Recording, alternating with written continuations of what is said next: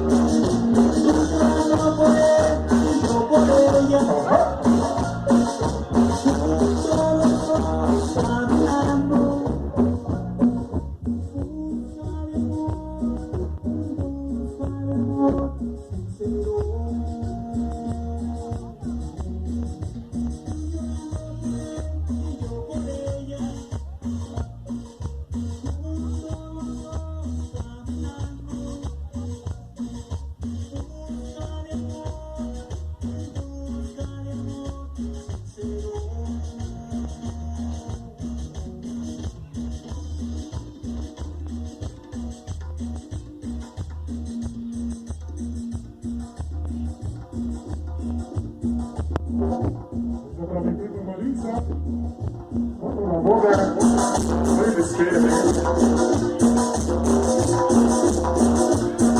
Oye, ¿cómo son los iguales? Todos los iguales.